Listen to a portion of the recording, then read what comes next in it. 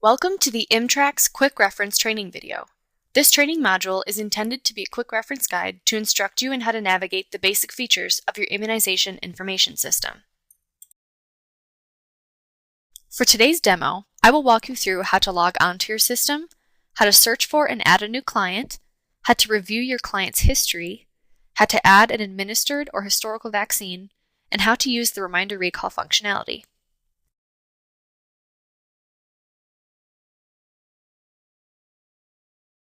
When you have logged onto the internet and accessed your state's web-based immunization information system, you will see the application's homepage.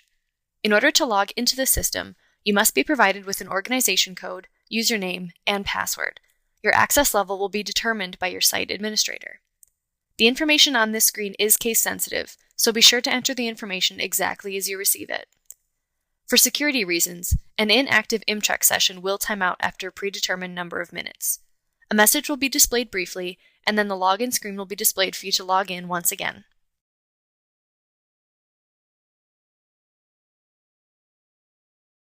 Once you have successfully logged in, the home screen will then appear. Under the Clients menu, the Manage Client option is used to manage a client's demographic information, responsible persons, client comments, contact history, etc. You will click here if you wish to search for an existing client.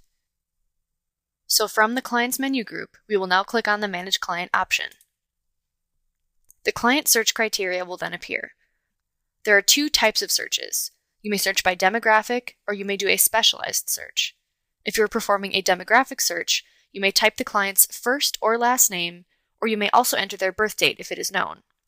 If you are performing a specialized search, you may enter either their IMTRAX ID number or their chart number.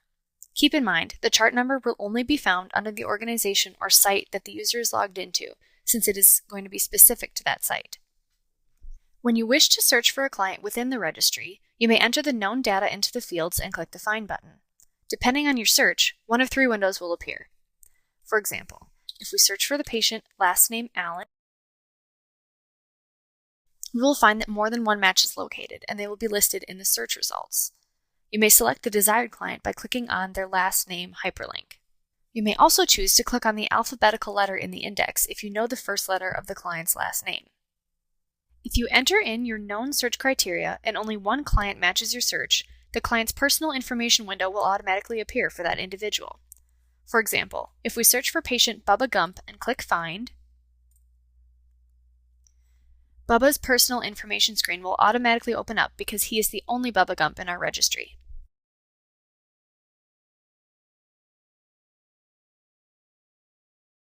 If you wish to add a new client to the registry, the user must perform a client search using the last name, first name, and birth date of the client you wish to add. The data will be locked when the screen appears, so be sure to enter the information correctly. If no client matches your search, no name will appear in the search results and the Add button will appear. For this demo, we will search for patient Tommy Test.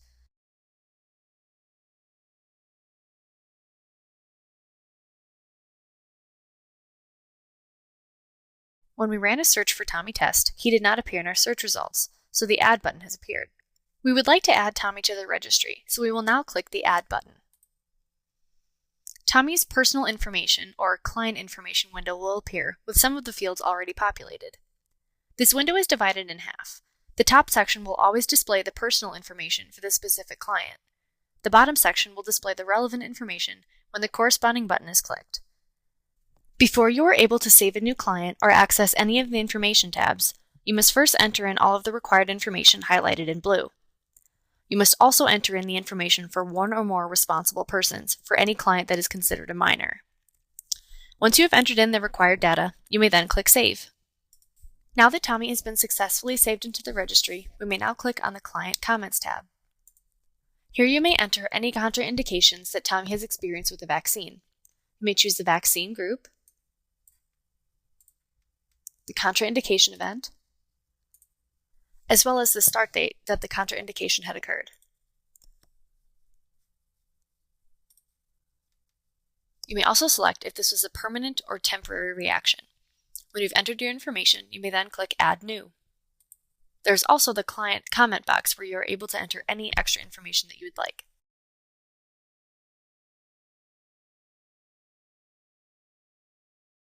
Tommy's immunization information may be accessed from the Personal Information window by pressing on the History Recommend option.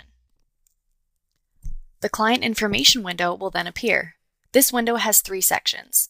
The Client Information section gives vital information on the client, such as the name, date of birth, tracking schedule, address, and list of comments.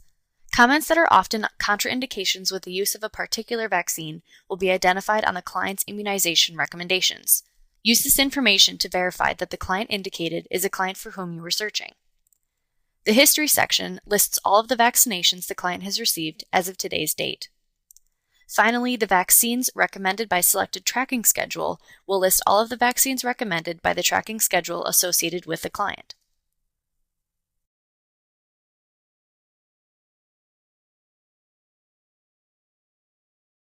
We see from Tommy's tracking schedule that he is overdue for some of his polio vaccinations. We have official paper records showing that he was given these vaccines at another facility, and we will now enter them into the registry. When you are ready to add an immunization, you may click Add Immunization. The client information will be shown at the top of the screen, followed by 2 sections, the Administered section and Historical section. If you are the facility which is administering the vaccine, you will enter the data into the top section titled Administer Immunizations. If you are recording a historical vaccination transcribed from official paper records, you will enter the date of the vaccination into the Record Display Immunization History section. For this demo, we will enter in Tommy's polio vaccination information.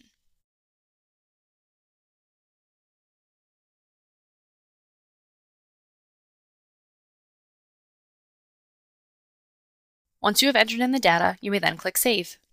Once you have clicked Save, the tracking schedule will be updated to reflect the immunizations we have just entered. We see that we have now completed all of Tommy's required polio vaccinations.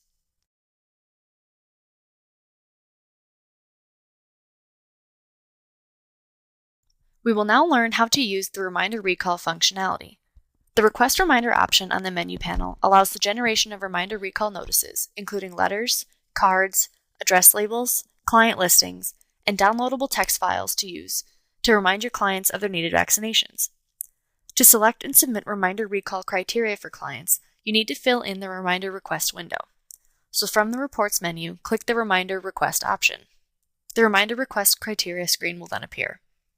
For this recall, we are selecting all clients born between November 1st, 2010 and November 1st, 2011. When you have entered in all of your desired information for this recall, you may then click Generate. Depending on the number of clients associated with your search criteria, it may take up to 5 or more minutes to generate the data for your various reports. The Reminder Request Status window will indicate the percentage of completion. While on this window, you may click the Refresh button to update the status. In lieu of waiting, you may want to continue to work in other areas of the application. You can always come back to check the reminder status under the Reports menu. When the report is complete, you may click on the blue hyperlink. The Reminder Request Process Summary window will then appear. The summary screen lists the number of clients involved and the criteria used to define the search. From the summary screen, you may create various reminder recall output options. These options allow you to choose how you would like to use the data from your query. For this demo, we will be sending standard reminder letters. In order to generate the reminder, you must click on the hyperlink for the output you desire. When your letter is ready, you may click on the blue hyperlink. Your letters will open up in a new browser window. Once you have reviewed these letters, you have the option to save, email, or print your reminders.